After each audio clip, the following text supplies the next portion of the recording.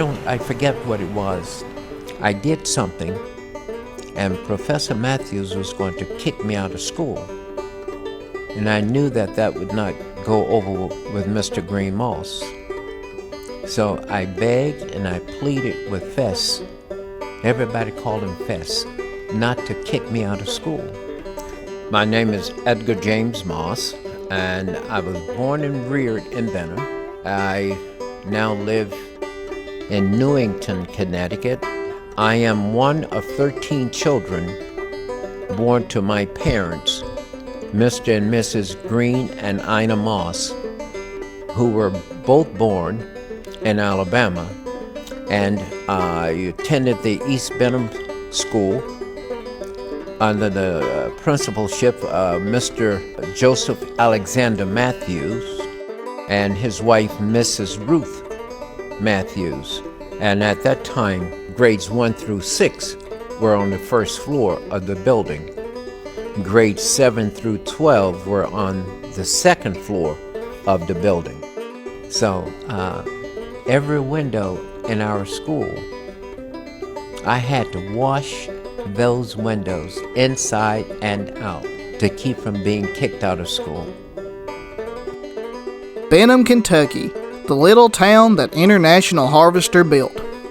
That's a slogan that's echoed through these mountains for over a century and still reigns true today. However, in more recent years, the town has been under a preservation approach with their heritage and history, and Bluegrass Natural Resources has played a key role in one such building to make that happen. The East Behnam School was constructed in 1951 in an effort to replace the aging structure on site as enrollment numbers increased, and to further the education of hundreds of African Americans during a time of segregation. And Mr. Edgar Moss was just one of many students enrolled to gain their education. 1961 graduate Bernie Bickerstaff would become the most famous name to walk the halls of East Behnam, who would go on to coach 5 NBA basketball teams and win Sports Person of the Year in 1987. As America entered an era of civil rights movements, Harlan County made the decision to desegregate their schools following the 1962 to 1963 school year, centralizing all students to one building, which in turn left East Behnam empty. By 1964, International Harvester opted to relocate their main offices and mine rescue training facilities into the building and would continue to operate into 1986, when Arch Minerals acquired both their and U.S. Steel's properties and reserves to form their Arch of Kentucky division. The structure would be occupied by the Ark Land Company in the early 90s before Richard Gillum would take over and renovate the building in 1999 for his new company, Black Mountain Resources, picking up where Arch had left off. Serving as their central offices, they would remain until 2010 when Gillum would sell out to Massey Energy, who utilized the structure for a few short months prior to the Upper Big Branch mine disaster in West Virginia. Following UBB, Alpha Natural Resources would utilize the property until 2015, when the building would be abandoned following the acquisition by Revelation Energy. After a long slumber, Bluegrass Natural Resources would acquire the property in 2022, and in February of 2024 began restoration on the building to house their new centralized offices for their mines in the region. After the project's completion in December of 2025, the 75-year-old structure now houses various departments that oversees the mining and transport of coal to customers all across the world. With a rich history built into each brick of its walls, we will observe the transformation of this historic structure from beginning to end, and Bluegrass Natural Resources' immense efforts to restore one of Benham's most renowned structures. Welcome to Where the Coal Comes From, East Behnam to Bluegrass.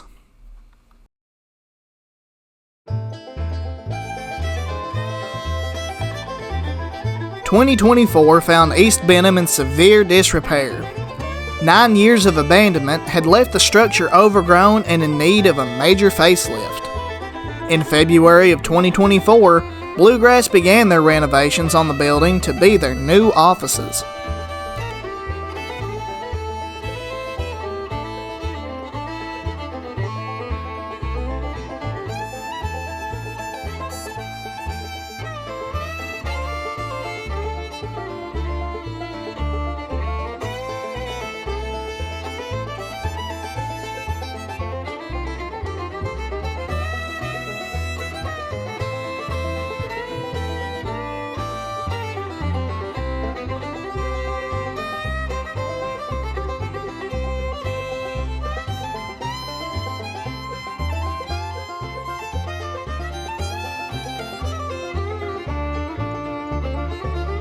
The gutting and cleanup of the remaining debris had been completed, and work could finally begin. This would involve completely redoing the walls, floor, and ceiling, while also renovating the exterior and landscape surrounding it.